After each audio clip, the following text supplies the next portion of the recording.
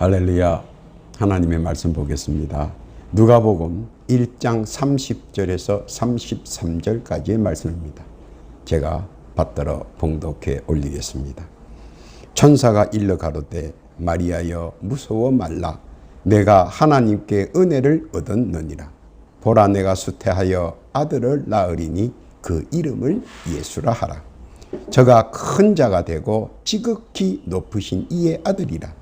일컬을 것이요 주 하나님께서 그 조상 다윗의 위를 저에게 주시리니 영원히 야곱의 집에 왕 노릇 하실 것이며 그 나라가 무궁하리라. 아멘. 기도하겠습니다. 하나님 아버지 감사합니다. 복되고 귀한 시간 허락하여 주옵시고 이 시간 주의 말씀을 증거하려 할 터여온데 주의 뜻과 섭리와 영광만 나타나는 복된 시간이 되게 하옵소서. 시종을 주 앞에 의탁하오며 예수님의 이름으로 기도하옵나이다. 아멘. 세계는 지금 크리스마스 시즌이라는 절기에 분주합니다. 사람들이 모인 곳에는 어김없이 캐롤송이 스피커를 통해 흘러나오고 많은 사람들이 흥겨워합니다. 어느 때 같으면 이를 핑계로 왁자지글하며 원님 덕의 나발을 불 수가 있었는데 때가 때인지라 상업적 성탄 시즌은 조용해지며 오히려 신성한 성탄절이 오는 것 같아 일희일비합니다. 코로나19로 인한 상황이라 좋아해야 할지 슬퍼해야 할지 갈피를 잡을 수가 없습니다. 그러나 누구든 한 번쯤은 신의 존재를 생각해 볼 시즌이며 시간입니다. 물론 지나온 한 해를 뒤돌아보며 반성과 아쉬움 그리고 희망과 새로운 각오가 교차하는 시간이기도 합니다. 그러나 이처럼 암울했던 시즌은 아마 한 세기 만에 처음 있는 일이라 모두들 얼떨떨하기도 합니다. 분명한 것은 사람들이 이 때문에 더 신을 찾는다는 이유 있는 통계도 보여줍니다. 그래서 일부에서는 이렇게 해석합니다. 물질의 풍요 속에서 풍요를 허락하신 신을 풍요로 인해 멀리하게 되었고 결국 신의 노여움을 받게 된 것은 아닌가 하고 말입니다. 일부에서는 맞다 혹은 일부에서는 그럴 리가 하면서 부정을 하지만 모두들 신의 존재가 더 부각되는 것은 단순한 논리보다 마음속에 숨겨져 있던 불편한 진실들이 쏟아져 나오는 것은 아닌가 합니다. 그러면서 자연히 성탄에 대한 개념과 의의를 조금씩 알고 이해하려고 합니다. 전혀 귓등으로만 스쳐 지나쳐버린 성탄의 개념과 의의들이 점차 마음속에 확산되는 경향도 보이기 시작합니다.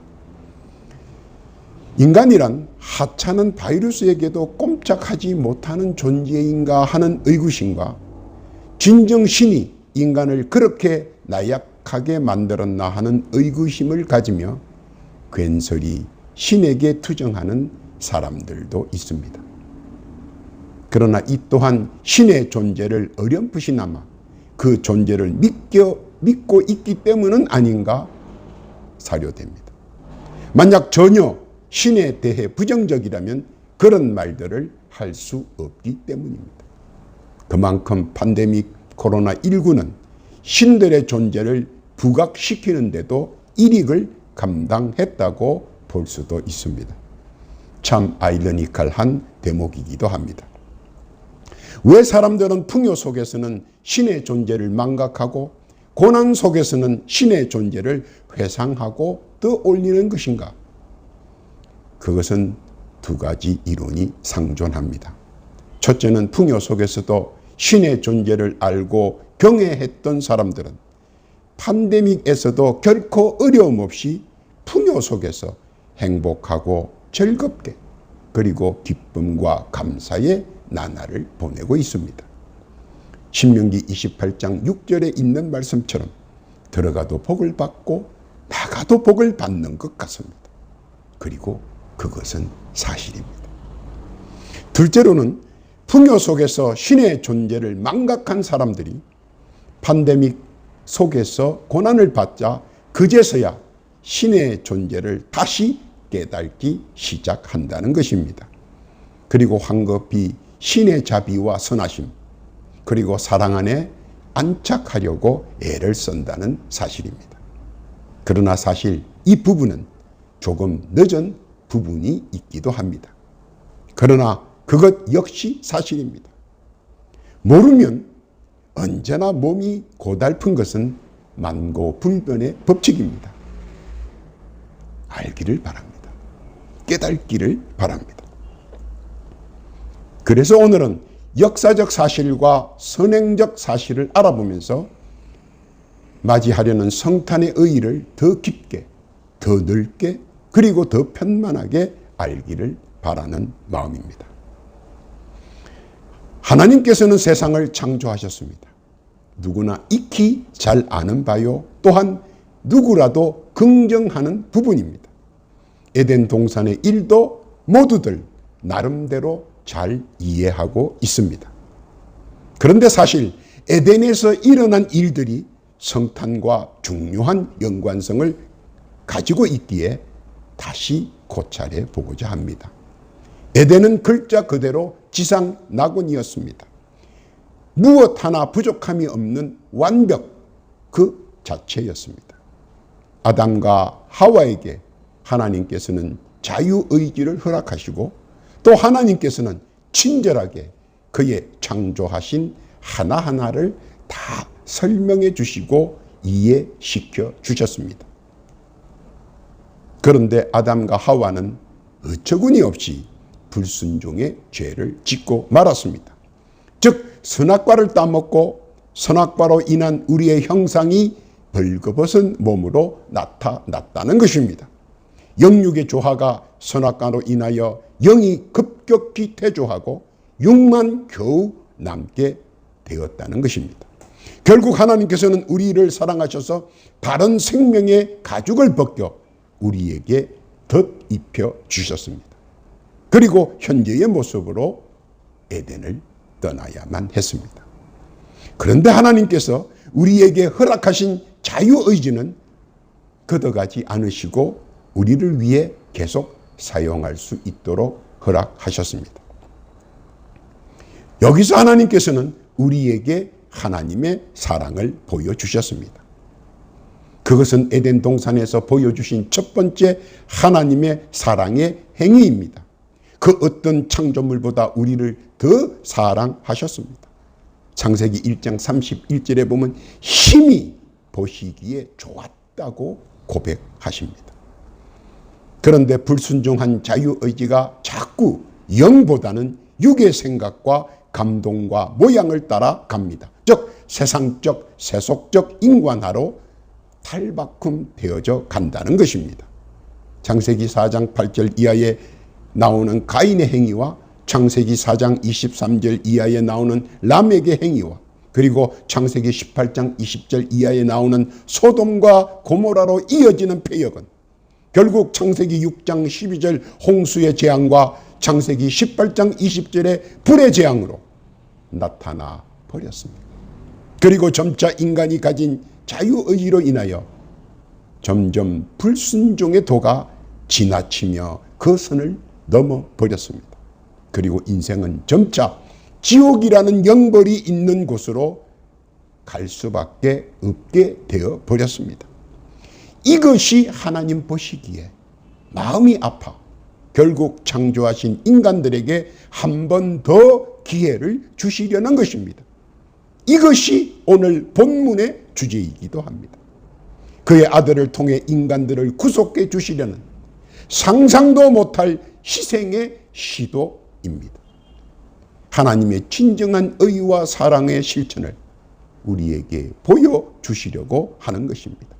이사야서 53장 6절에 이렇게 기록되어 있습니다. 우리는 다 양 같아서 그릇 행하여 각기 제 길로 갔거늘 여호와께서는 우리 무리의 죄악을 그에게 담당시키셨도다. 마태복음 1장 21절에 이어서 말합니다. 아들을 낳으리니 이름을 예수라 하라. 이는 그가 자기 백성을 저희 죄에서 구원할 자이심이라 하니라. 하나님의 숭고한 사랑의 표현으로 사랑하는 독생자를 우리에게 보내어 주셨습니다. 왜 예수님을 성육신하게 했습니까? 그것은 인간의 모든 죄악을 담당케 하시려고 했다는 것입니다. 그것이 성탄의 첫 의미이며 하나님의 사랑의 표현인 것입니다. 깨닫기를 바랍니다. 그 아들을 보내신 두 번째 이유는 예수님의 사랑을 선포하는 것이었습니다. 세상에서도 누구를 대신하여 그의 채무를 담당한다는 것은 사실 엄청 힘들고 어렵고 고통스러운 것입니다. 그런데 예수께서는 혹히 그것을 담당하시겠다고 하나님께 약속하고 우리들을 자신의 담당 안에 구속시키시기 위하여 이 땅에 성육신으로 담대하게 오시겠다는 것입니다. 그리고 그것을 선지자를 통하여 조금씩 알게 해 주셨습니다. 요한복음 1장 29절에 보니까 이튿날 요한이 예수께서 자기에게 나오심을 보고 가로되 보라, 세상 죄를 지고 가는 하나님의 어린 양이로다. 하나님의 어린 양, 세상 죄를 지고 가는 어린 양이라고 말했습니다. 첫째로는 누군가는 우리의 죄의 대가를 치러야 하고, 그리고 세상 죄를 담당하기 위하여는 그가 꼭 와야 했다는 것입니다. 그것을 선지자를 통하여 하나씩 말씀하고 계셨던 것입니다. 요한복음 3장 16절 이하에 보니까 하나님이 세상을 이처럼 사랑하사 독생자를 주셨으니 이는 저를 믿는 자마다 멸망치 않고 영생을 얻게 하려 하심이니라. 하나님이 그 아들을 세상에 보내신 것은 세상을 심판하려 하심이 아니요 저로 말미암아 세상이 구원을 받게 하려 하시니라. 둘째로 세상에 소망을 주시기 위하여 독생자 예수는 꼭 오셔야만 했다는 것입니다.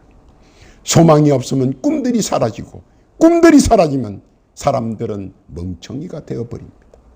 그리고 내가 무엇을 해야 하는지, 세상에 왜 존재해야 하는지 좌절로 인한 무력감과 의욕 상실이 시작됩니다. 그런데 그것보다 더 큰 문제는 그로 인하여 폐역과 악의 화신으로서의 행동에 빠져 들어갈 수 있다는 것입니다. 세상을 양육강식과 아비규환의 절정을 이루게 할 수도 있다는 것이며, 그 결과 모두가 좌절로 인해 폐윤아가 될 수 있다는 것입니다. 이것은 심각하게 사회와 가정에, 그리고 개인적으로는 인생을 파멸의 끝자락으로 몰고 간다는 것입니다.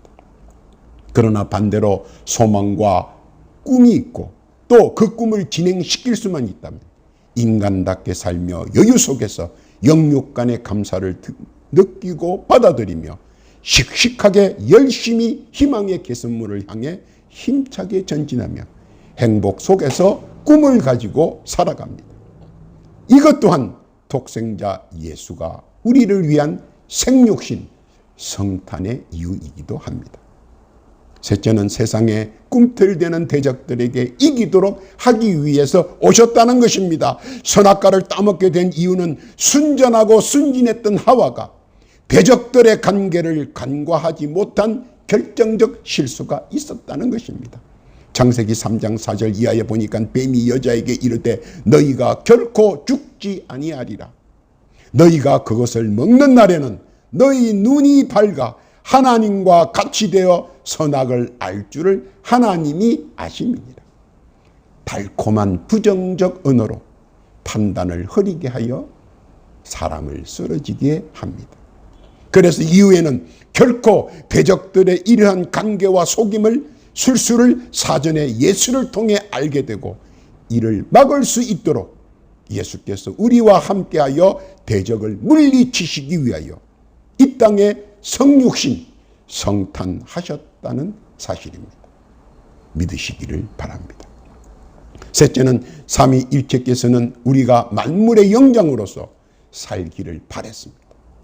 그리고 그것을 깨우쳐 주기 위하여 독생자 예수를 성육신하게 하셨다는 것입니다. 사람들은 우리가 사람답게 살기 위해서는 하나님께서 더하여 허락하신 형상과 모양의 집대성이신 지혜와 총명과 명철을 가지고 있습니다. 사람이 짐승과 다르며 사람은 새와 다르며 사람은 생선과 다릅니다. 왜냐하면 우리 인간은 만물의 영장이라 모든 것이 각각 다 다르지만 그들을 다스릴 수는 있습니다.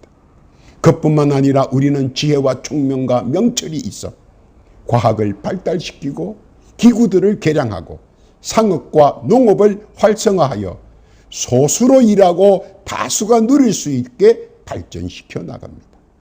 배가 고프면 먹어야 되고 아프면 병원에 가야 되고 여유가 있으면 여가를 즐깁니다. 이는 우리 모두가 만물의 영장이기 때문입니다. 그래서 가능한 것입니다. 그런데 만약 미개한다면 가능하겠습니까? 요한복음 8장, 욥기서 8장 7절 이하에 보면 내 시작은 미약하였으나 내 나중은 심히 창대하리라 하는 축복의 말씀이 있습니다.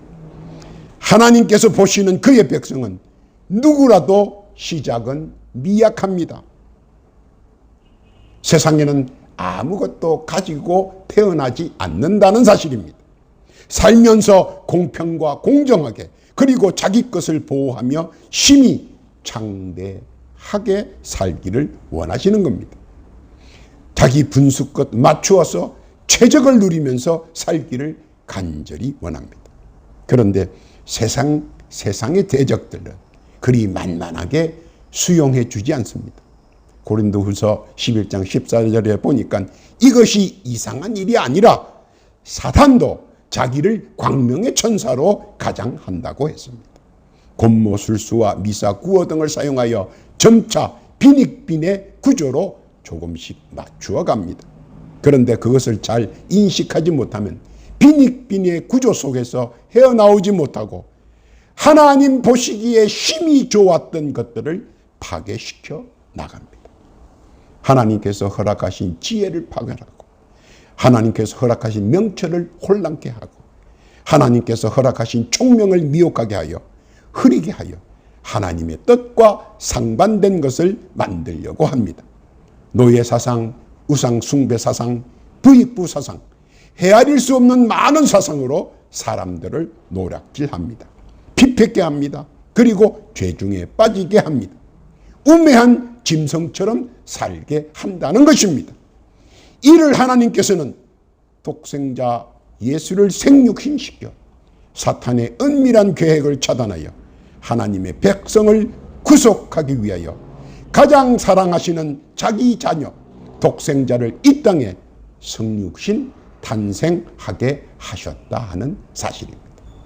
그 크신 하나님의 사랑과 예수의 파괴주의 사랑을 깨닫고 믿으시기를 간절히 바랍니다. 네 번째로 영육간에 강건케 해주기 위하여 그가 생육신 꼭 해야만 했다는 것입니다.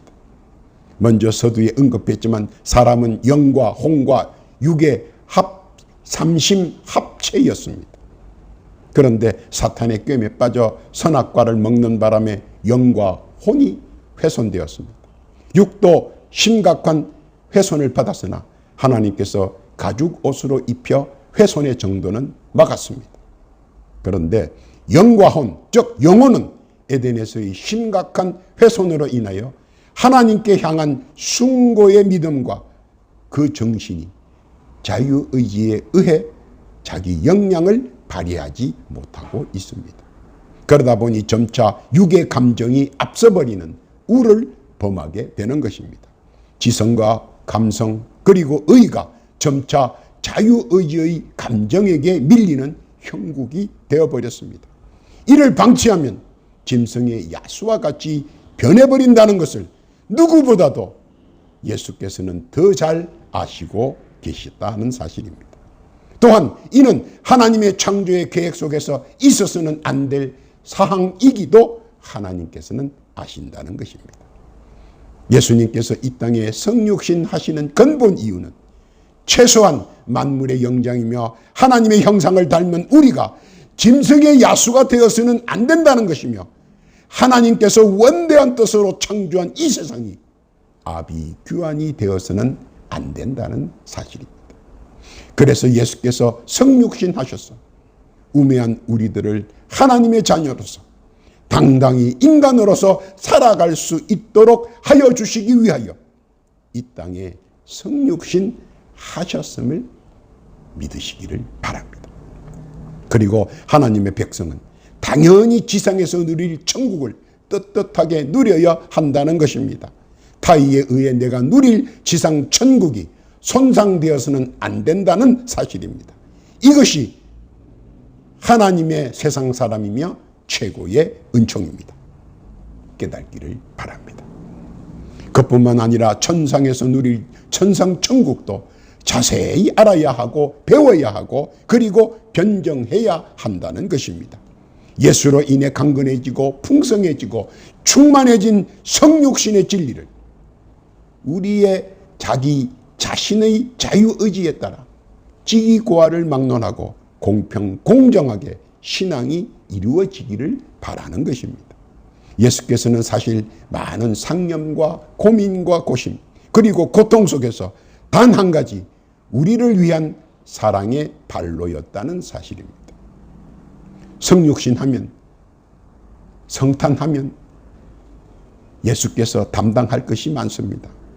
즉 고난과 고통과 고민과 상념과 생각과 절규에 시간 드릴 것입니다. 그럼에도 불구하고 독생자 예수께서는 맡은 바 직분을 감당하기 위하여 이 땅에 오십니다. 오셔서 크게 세 가지를 담당해 주셨습니다. 첫째는 죄의 담당입니다. 로마서 1장에서 보니까 로마서 8장 1절 이하에 보니까 그러므로 이제 그리스도 예수 안에 있는 자는 결코 정죄함이 없나니 이는 그리스도 예수 안에 있는 생명의 성령의 법이 죄와 사망의 법에서 너를 해방하였습니다. 죄로부터 자유자입니다.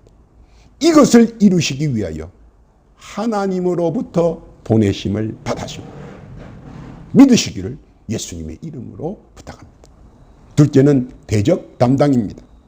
마가복음 5장 6절 이하에 보니까 그가 멀리서 예수를 보고 달려와 절하며 큰 소리로 부르짖어 가로되 지극히 높으신 하나님의 아들 예수여, 나와 당신과 무슨 상관이 있나이까? 원컨대 하나님 앞에 맹세하고 나를 괴롭게 마옵소서 하니 이는 예수께서 이미 저에게 이르시기를 더러운 귀신아 그 사람에게서 나오라 하셨습니다. 예수를, 대적을 담당하여 이 땅에 오신 예수를 그들이 먼저 알아보고 있다는 증거입니다. 누가복음 10장 17절 이하에 보니까 70인이 기뻐 돌아와 가로되 주여 주의 이름으로 귀신들도 우리에게 항복하더이다. 예수께서 이르시되 사탄이 하늘로서 번개같이 떨어지는 것을 내가 보았노라. 내가 너희에게 뱀과 정갈을 밟으며 원수의 모든 능력을 제어할 권세를 주었으니 너희를 해할 자가 결단코 없으리라. 예수께서 하나님의 명을 받고 성육신 하신 이유 가운데 가장 처절했던 싸움은 바로 사탄 마귀 귀신들의 유혹과 미혹과 혼미로 더럽게 하고 속이고 빼앗고 했지만 예수의 출현으로 그들은 힘을 쓰지 못하고 황급히 출행량 놓기가 바쁩니다. 결코 생사람 잡지는 못할 것입니다. 하나님의 독생자 예수 그리스도는 이를 위해 그들을 대적하기 위해 성육신 하신 것입니다. 믿으시기를 바랍니다. 그러므로 우리는 이제는 사탄 마귀 귀신의 유혹과 미혹과 혼미로부터 자유자라는 사실입니다. 예수께서는 그것을 하기 위하여 이 땅에 성육신 하셨다는 것입니다. 믿으시기를 바랍니다. 세 번째는 복음 담당입니다. 가장 중요하고도 중요한 것입니다. 그것은 인생의 뒤안길에서 영혼의 안식과 관계가 깊은 것으로 저 세상에 대한 공포감으로 두렵고 떨리고 무서웠는데 이제는 복음에 의한 천국 소망으로 담대해짐으로 사탄과 마귀와 귀신이 작당하여 그 어떤 장난도 실험도 할 수 없게 되어버렸다는 것입니다. 사도행전 16장 31절에 보니까 가로되 주 예수를 믿어라 그리하면 너와 내 집이 구원을 얻으리라 말씀하셨습니다. 요한복음 3장 15절에 보니까 이는 저를 믿는 자마다 영생을 얻게 하려 하심이니라 하십니다. 예수만 믿으면 하나님의 나라 천국에 갈 수 있다는 복음의 소식, 그런 구원의 반열에 틀림없이 정확하게 들어간다는 사실, 이 또한 천국 복음입니다. 바로 여러분과 나의 천국 복음인 것입니다. 누가복음 10장 20절 이하에 보니까 그러므로 귀신들이 너희에게 항복하는 것으로 기뻐하지 말고 너희 이름이 하늘에 기록된 것으로 기뻐하라 하시니라. 예수는 우리를 위하여 우리의 이름을 하늘에 기록하시기 위하여 이 땅에 오셨다는 사실입니다. 믿으시기를 바랍니다. 또한 그는 하나님 말씀에 순종하는 자로서 하나님의 섭리와 작정과 뜻을 헤아려서 엄숙하게 받아들이고 정확하게 순종함으로써 우리에게 모범을 보여주셨습니다. 하나님의 부르심에 철저히 순종하시는 예수님, 그의 부르심에 그 뜻과 섭리를 담당하기 위하여 하나님의 특별 은총으로 성육신 성탄하셨습니다. 그리고 그 고귀하신 뜻 깨닫고 따라가는 저희들 되게 하시고 더하여 주 예수 그리스도의 복음의 뜻을 깨닫고 이를 세상에 전파하여 새 소망과 새 뜻을 세우도록 이익을 담당하는 귀한 한 주간 되시는 복되고 귀한 저와 여러분 다 되시기를 예수님의 이름으로 축원합니다. 아멘.